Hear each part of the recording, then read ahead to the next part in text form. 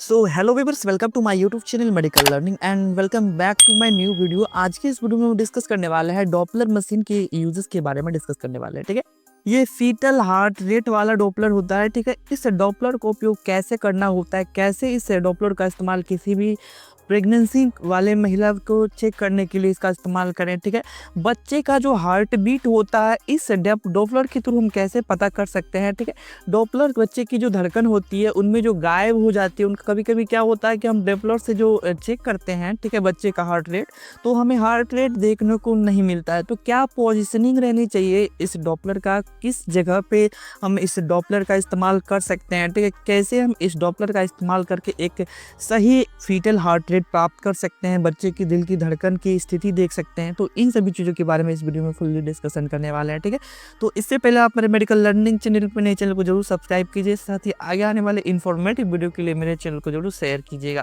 ठीक है, तो चलिए शुरू करते हैं।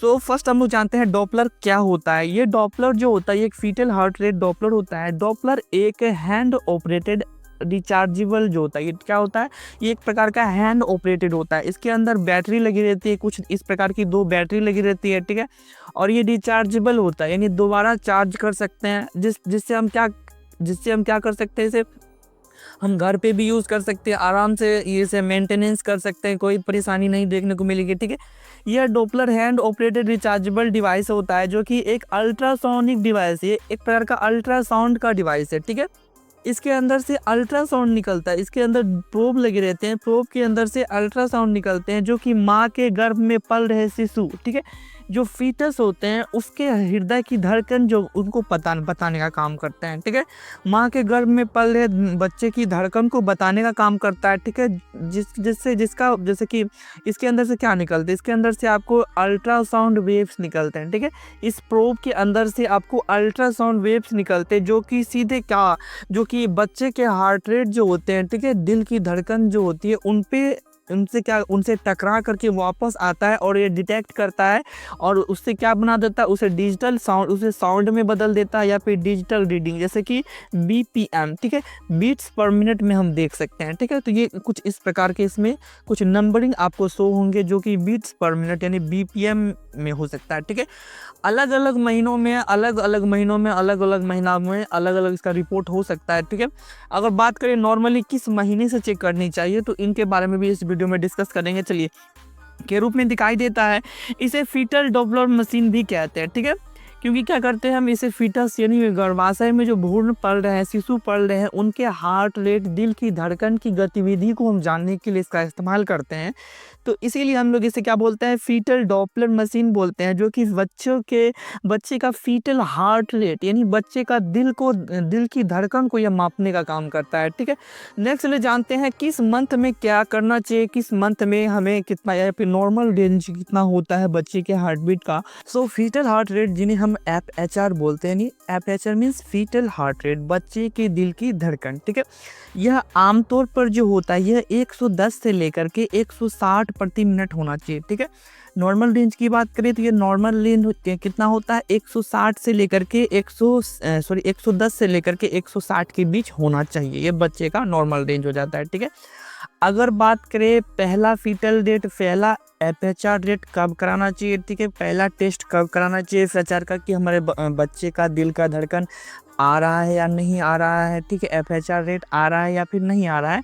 तो फर्स्ट फीटल हार्ट रेट जो होता है 6 to लेकर के 7 वीक्स के अंदर दिखना स्टार्ट हो जाता है, यानी जो आपका 1.5 से 2 महीने के बीच जो होता है बच्चे का पहला दिल का धड़कन सुनाई देना स्टार्ट हो जाता है, जो कि इस स्थिति में कितना होता है, तो आपको 90 से लेकर के 110 बीपीएम बीट्स पर मिनट देखने को मिलेगा। ठीक है, 90 से लेकर के 110 बार धड़क सकता है बच्चे का, तो कितने महीने में, तो आप 1.5 से 2 महीने में आपको पहला जो होता है करा सकते हैं। ठीक है, अगर बात करें 7वें से लेकर के 8वें महीने यानी 2 महीने के बाद, ठीक है, 2 महीने या फिर 2.5 महीने, तो इस स्थिति में क्या होता है, बच्चे का दिल का धड़कन जो होता है यानी हार्ट बीट जो होता है वो बहुत ही ज़्यादा तेज हो जाती है। ठीक है, अब ये बच्चे का जो फीटल डेवलपिंग फेज होता है उस कंडीशन में क्या होता है, इस कंडीशन में बच्चे का हार्ट रेट जो होता है हो जाता है आपको 110 से लेकर के 150 बीपीएम यानी हो जाता है। ठीक है, ये बहुत ही ज़्यादा इसमें हार्ट रेट हाई हो जाता है। ठीक है,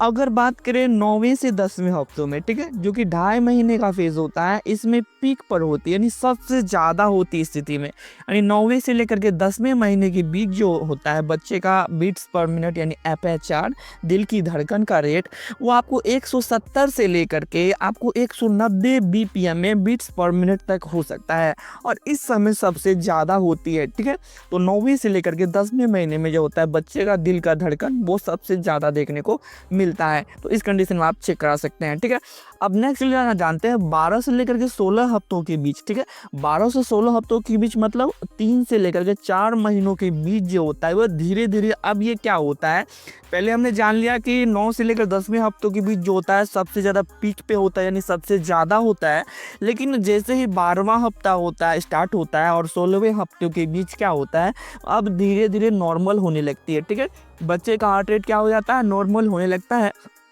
उस स्थिति में जो हमें हार्ट रेट देखने को मिलते हैं एफएचआर रेट, वो आपको 120 से लेकर के 160 बीपीएम तक देखने को मिलता है। ठीक है, यानी 1 मिनट में 120 से लेकर के 160 बार धड़क सकता है, जो कि एक नॉर्मल रेंज माना जाता है। ठीक है, एक नॉर्मल ही ये बीपीएम होता है।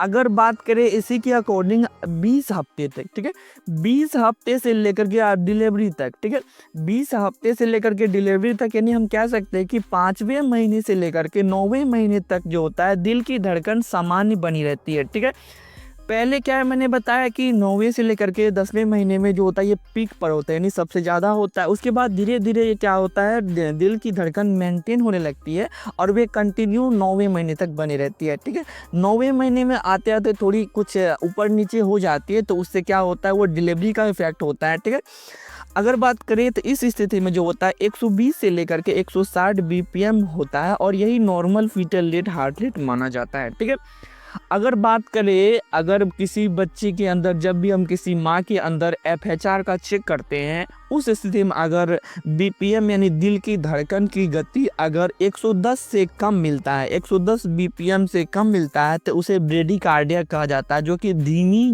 धड़कन का एक संकेत होता है और ये एक रिस्क फैक्टर भी होता है। ठीक है, बच्चे की स्थिति के लिए। अगर जो होता है, अगर किसी महिला का जब भी एफएचआर रेट चेक किया जाता है उस कंडीशन में अगर 180 से ज़्यादा देखने को मिलता है बच्चे की दिल की धड़कन, तो उसे ट्रेकीकार्डिया बोला जाएगा। क्या बोला जाएगा, ट्रेकीकार्डिया। और ये उस स्थिति में बच्चे का धड़कन बहुत ही ज़्यादा तेज हो जाता है। ठीक है, और ये भी आपको रिस्क फैक्टर हो सकते हैं बच्चे के लिए। ठीक है, नेक्स्ट चलिए जानते हैं जो होता है पेशेंट के लिए क्या पोजीशनिंग रहना चाहिए। जब भी किसी में प्रेग्नेंट महिला का जब भी एफएचआर फीटल हार्ट रेट टेस्ट कराया जाता है तो उस कंडीशन में कुछ पोजीशन बहुत ज़्यादा मायने रखता है। ठीक है, पोजीशन यानी सबसे पहले पेशेंट को सुपाइन पोजीशन में लेटा देना है आपको। सुपाइन पोजीशन यानी जो होता है, ये मान के चलिए ये बेड हमारा हो जाता है। ठीक है, बेड पे पीठ के बल हमें क्या करना चाहिए, उस पेशेंट को लेटा देना चाहिए। उनका जो होता है उनका नाभि वाला भाग ऊपर रहना चाहिए, एब्डोमिनल एरिया ऊपर रहना चाहिए। ठीक है, अब क्या करना चाहिए, हमें पेट पर जेल लगाना है। ठीक है, जेल क्यों लगाना है, क्योंकि हमें जब भी इस प्रोब को जब भी हम लगाएंगे तो उनमें क्या होता है, फ्रिक्शन होता है, घर्षण होता है। घर्षण होने के कारण एक सही रिपोर्ट नहीं आ पाएगा, जिससे क्या होता है हमें एक प्रॉपर फीटल हार्ट रेट नहीं कर पाएंगे, जिससे क्या होगा, घर्षण कम हो जाएगा जेल लगाएंगे तो। अब क्या करना है, प्रोब को हमेशा नाभि यानी नोवेल के नीचे लगाना है। ठीक है, नोवेल यानी नाभि के नीचे लगाना होता है, क्योंकि यूट्रस जो होता है वो नाभि के मतलब ज़्यादातर कंडीशन में हम देखते हैं कि बच्चा जो होता है वो नाभि से नीचे होता है, यानी लोअर एब्डोमिनल में होता है। उस कारण से क्या होता है, हमें लोअर एब्डोमिनल में सबसे पहले आपको लगाना चाहिए। ठीक है, उसके बाद जब भी देखेंगे इस मशीन में आपको बीट साउंड आएगा। ठीक है, कुछ इस प्रकार से धक धक धक धक धक की आवाज़ आने लगेगी, तो आप उस स्थिति में देखेंगे कि वह मशीन एक डिजिटल रीडिंग शो कर रहा है, वो भी बीपीएम के रूप में यानी बीट्स पर मिनट के रूप में। तो हमारा एक क्या हो जाता है, एफएचआर रेट हो जाता है। ठीक है, तो thank you for viewing my this video and आज का ये वीडियो आपको कैसा लगा आप कमेंट में ज़रूर बताइएगा। अगर आपको किसी भी चीज़ से रिलेटेड नॉलेज चाहिए, ठीक है, या फिर इस वीडियो से रिलेटेड कोई भी क्वेरी, कोई भी क्वेश्चन रह जाता है, कुछ भी आपके मन में हो तो आप ज़रूर कॉमेंट में पूछ सकते हैं, मैं जल्द से जल्द उसका आंसर दे दूँगा।